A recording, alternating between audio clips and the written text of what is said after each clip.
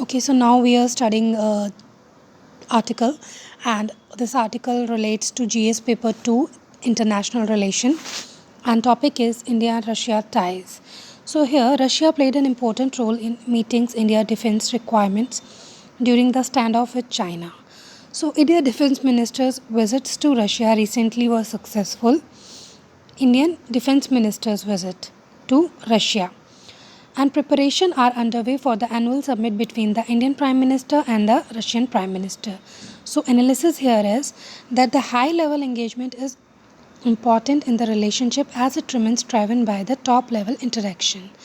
Due to the changing nature of the world order, there is a need for India to rebalance its tie that includes Russia's return as an influential power in world's fair. Increasing influence of Russia has been reflected in its interaction with countries of importance to India. So, importance of Russia. Russia remains an important player for India in Eurasia and West Asia. So, India and Russia need coordination on mutually beneficial issues during that transition period of change in global order. So, India needs sustained engagement with the major power like Russia as it is engaged in Afghan peace efforts.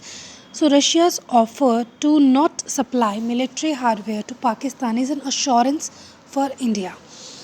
But Russia and India have divergence over the definitions of Indo Pacific.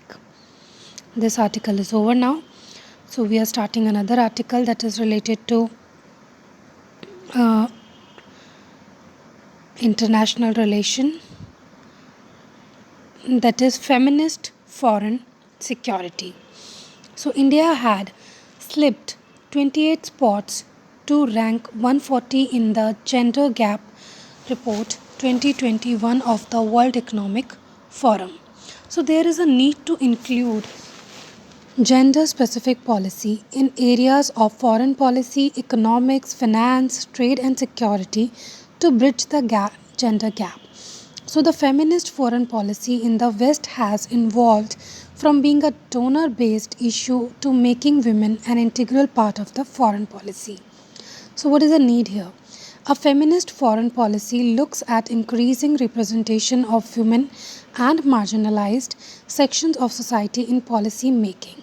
So, there is an increasing realization to include women in peace building and peacekeeping as well as diplomacy and foreign and security policy.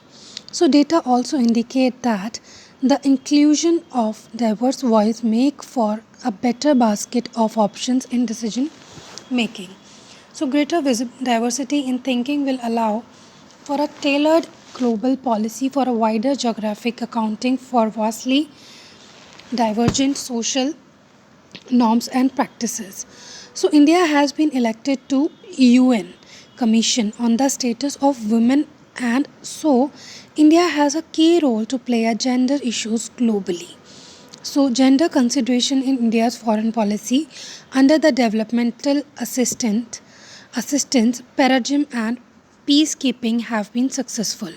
So through gender empowerment programs through SARC, IBSA, IORA, and other multilateral forums, for our programs have been targeted at making women the engines of for inclusive and sustainable growth. Many of the Indians overseas program in Afghanistan, Lesotho, and Cambodia have a gender component. That's all in this international relation.